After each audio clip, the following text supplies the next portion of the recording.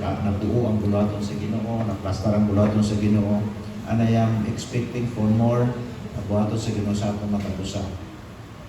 So, dito sa Colossians 3:23 to 24, na ay gingon diri mag-eksuna ni Apostle Paul para kini kanatong tanan before nato ni ato sa unahan. And whatever you do it heartily. So, gingon diri sa iyang verse dito kini Apostle Paul, and whatever you do it heartily as to the Lord and not to men, knowing that from the Lord you will receive the reward of the inheritance, for you serve the Lord Christ. So, nindot ang iyang gisulti din nga kada panahon magpagamit kita mga kaigsunan na atong i-offer nato atong gasa, atong abilidad, atong gift nato, atong oras. Kada panahon nga gi-avail nato kini, wala nato ni buhata para kay pastor. Wala ninyo ni gibuhat mga kaigsunan para bisan kinsa. Ato ning gibuhat para sa Ginoo. Kay kung buhato nato ni, kung inyo ning buhato para sa tao, ang tao na ba din na magkahatag sa atong reward? Ang gisulti niya diri, ang tanan natong gihimo para sa Ginoo, ang Ginoo ang buhatag sa ato ang balos.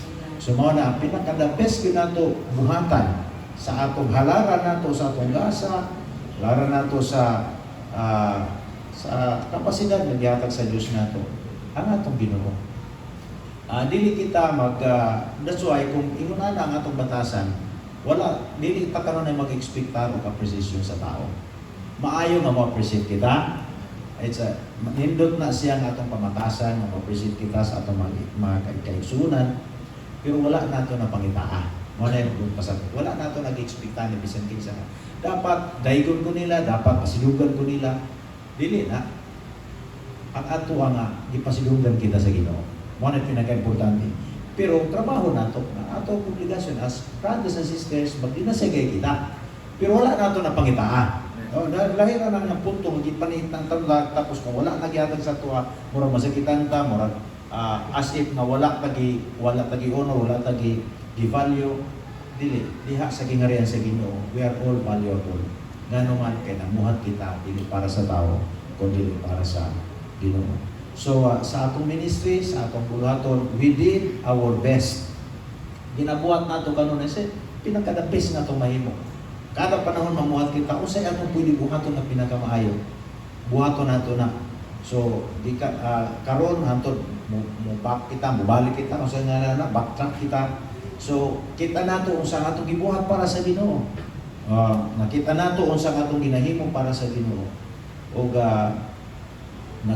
karon pong tuiga nagpasalamat ko kay dugangan po ta sa Ginoo volunteers. Atong palakpakan atong buhay nga Dios. Hallelujah. Didugang sa Ginoo sila si Brad Petros ug si Dili ang asawa. Karen, teacher Karen. Praise God. O si Brad Cyrus o si Melby, atong palakpakan sa atong buong Diyos. And of course, ang couple sila si Brad Sandre o sila si Lisa. Daan naman na sila sa ministry. Praise the Lord na nabalik sila gikan sa Saudi, balik sila din nakagyapon sila sa bulaton sa Ginoo.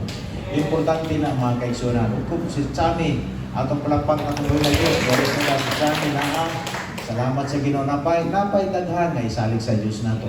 Si GR o yung asawa, salamat sa Ginoo nga nag-recommit sila nga magpagamit sila sa Ginoo, mamunga sila. So it's something amazing na namuhat ang Ginoo sa atong kinabuhi.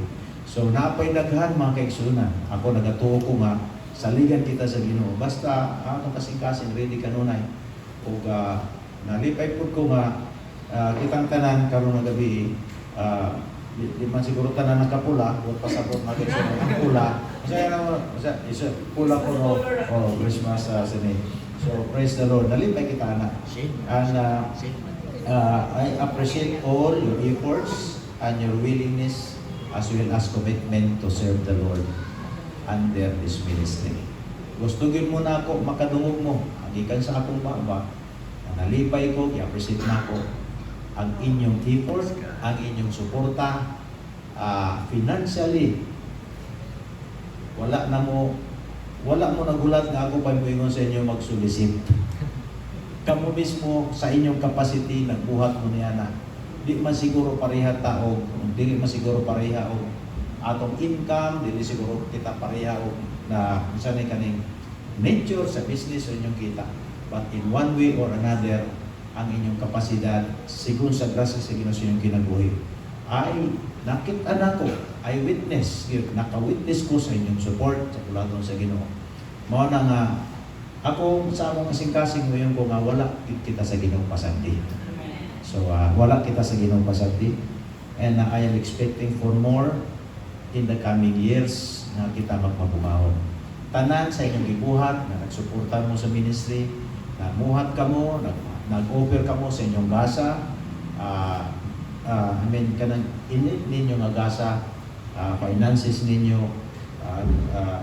tanan na capacity ninyo nag-i-offer ninyo sa Ginoo. Ako mo yung ko nga doon ay reward ang Ginoo sa inyo nga nagahulat din ang reward sa Ginoo sa inyo. And pamaagi po na sa inyong pagpamunga. Diri nga simbahan nalipay ko ginang ko sa Ginoo. Magpasalamat ka sa grasya nga gihatag nako, gihatag sa Dios nimo para paghatag og way sa mga tao nga sila mamunga. Kay naidaghan mga tao gusto mamunga, pero dili sila makapamunga kay wa man gyud avenue para nila. Wala sila gitagaan opportunity. Wala sila gisaligan. I mean, gisulo sa pastor ang worship leader, pastor ang gitarista, pastor ang tanan. Halos si pastor superman. Ang asawa sa pastor, kunyang anak ko sa pastor, mura na himong family na. Mura family business ang simbahan. But let me tell you this, everybody in this church, you have the avenue to bear fruit. Tagaan mo na ako o opportunity nga makapamunga ka mo, magamit mo sa Ginoo, sa grasya nga gihatag sa Dios kaninyo. 1 Corinthians 10:31, ingon again, si Apostle Paul nag-ingon, therefore, whether you eat or drink, mga magbitaw niya, yaon sa tayo mainom-inom, pero dili, mga likor, no? Kay kasagaran mga kalibutan, dili kompleto ang ilahang party basta walay tanduay, walay mga beer, kita dili na, no? Kaon lang, tapos coke, tubig, mora lang. Therefore, whether you eat or drink, or whether you do all to the glory of God. Uhato na ito para sa kaymayahan sa Diyos. Kaya, naghatag na itong Ginoo o gihiplo sa ato that we have to live with the love of Christ. Puyan yun na ito ang gugmas ni Kristo. Magkinabuhi kita diha sa sama sa ingon nga mga anak sa Diyos, na doon ay gugmas sa Diyos sa atong kasing-kasing. Atong tanaw ng atong Ginoo Kristo, He sets an example of how to love people. Yun sa niya pag higugma mga tao, dako kayo panahon niya ngayang gi-invest sa mga tao sa kalibutan, 33 years and a half. Siya rin nag-ministry, nagkipaghalubilo siya sa mga tao. Ang mga tao, nag-contract sa mga tao, iyang amigo. Uya ka itong mga tao nga, mga hambugero, iyang amigo, iyang po niya. Ukali lamang, itong mga tao nga, mga tikalon, murag nasuya na po sila kang Ginoo Kristo. So, wala na po yung mahimo ni Jesus nila, kaya nasuya naman sila. But Jesus Christ sets an example of how we should love each other. In the band of peace, sa kalinaw, sa kalipay, nga mag-celebrate kita sa usap-usap, mag-appreciate kita sa usap-usap, isang wala niya pangayo ang appreciation, still, buhaton nato ni kay makapa-encourage po ni sa ato mga kaigsunan. Praise God. And we must remain united in the Lord. Magkausa kita diya sa Ginoo. Kay na ay pinasahig yun na mahitabo kung magkausa kita. Ang mga panalangin nga napungan, marilis.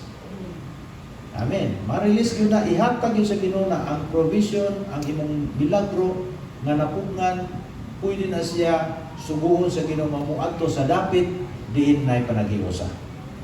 Last verse ning akong basahon sa 133, verse 1 to sa 3. Behold, how good and how pleasant it is for brethren to dwell together in unity. That's why we have to remain united in Christ. Kay lahi ra gyud kung makayo sa diha kang Ginoo Kristo. So good, pleasant it is for brothers or sisters who dwell together in the spirit of unity. So it is like the precious oil upon the head running down on the bird. Anointing. So anointed sa Dios ang dapit nga dunay panagiusa. Adunay dihog ang Ginoo. Kumano ba mo isunan ang dihog is empowerment. Gi-empower sa Dios ang mga tao nga nay panagiusa. Gi-empower na muswa, gi-empower na mamunga, gi-empower na maprotektahan, gi-empower sila na dunay favor ang Ginoo sa ilaha, gi-empower na mapuno sila sa kaalam. Empowerment. That's anointing. Mao na ang unsay purpose sa anointing sa atong kinabuhi. So you say, it is like the precious oil upon the head, running down on the bird, the bird of Aaron, running down on the edge of his garment. Sa ato pa, kung makausap kita niya sa Ginoo, walay involved sa ministry, nga involved niya sa panagiusa, nga dili siya malihog. Tanan yun madinihogan. Tanan yun maapektuhan sila sa gahom sa Ginoo, sa grasya sa Ginoo silang ginabuhi. And then, napay gisulti niya, it is like the Job Hermon. Kanang yung Hermon, atong kitanaw sa mapa. Mao din ay pinakataas nga bukid dito dapit sa nga naga boundary sa Syria, sa Lebanon, sa Israel. Nasa dito. So, ang istorya niya, it is like a Job Hermon descending upon the mountain of Zion. So, naay siya Job dito nga makapag-grow sa mga tanom nga muawas ang iyang Job ngadto sa Jerusalem. Which na dito ang Mount Zion. For there the Lord commanded a blessing, life forever. Even life forever. Sa ito pa, ang blessing gikan sa taas. Kay bukid man ang Mount Hermon nga mo descend padulong sa Mount Zion. So ang atong anointing, atong grasya, ang favor sa Ginoo, di ka gyud kanunay sa taas nga padulong diri sa ato. Amen mga kaibigan. So gisiguro sa dihog sa Ginoo kita makapamunga. Gisiguro sa dihog sa Ginoo nga kita malingkod, ma-encourage kita, magamit pagid kita sa Ginoo. Muhimsog ang atong pangalagad, magamit kita, mapusla ng atong panahon sa kalibutan. Na ako'y kay katong ning agi nga nag-Christmas party ang Waywang Youth with a Mission. Ug ang grupo niya to nga involved dito, kami ni Pastor invite. So nag-share ko dito og encouragement. Kami ra amang encouragement sa ila kay ko gusto nga kuhaon na ilang oras nga lagi prepare. Pero akong gingon, kung ato kanunay mo naon ang success sa atong kinabuhi, mo succeed mo kita. Pero kung kana ra gid pud ang atong ginahuna pagkatapos ana, unsa man dayon? Unsa man ang ato ang mapala? Unsa man atong maekspektahan? Kay matigulang man kita. Basin mo abot tinuod niyang panahon mo yung kang sus kasayang sa akong panahon. Na pwede unta ko magamit sa Ginoo, pwede unta ko mamunga. Pero wala na ako nagbuhat kay nabisi ko sa akong kaugalingong paningkamot. Nabisi ko sa sige kung saan na ko para sa akong kaugalingon. Karon naabot na ako ni nasa success sa akong kinabuhi. Akong lawas wala na. Tigulang ako, dili na ko magamit. Sayang akong panahon. Hindi ko gusto kung may munanata. So, samtang nakita'y gusto, nakita'y kapasidad na dihatag sa Ginoo. Na di sa nato pasagdan na atong obligasyon sa atong kaugalingon. Di sa nato pasagdan na atong obligasyon sa atong pamilya. Yakiman natong pamilya, gibalansin nato. Iwa ko nato pasagdi ang atong relationship diha sa husband and wife. Iwa nato pasagdan atong obligasyon sa inyong trabaho, sa inyong buluhaton. Permanente kanunay ang sa Ginoo.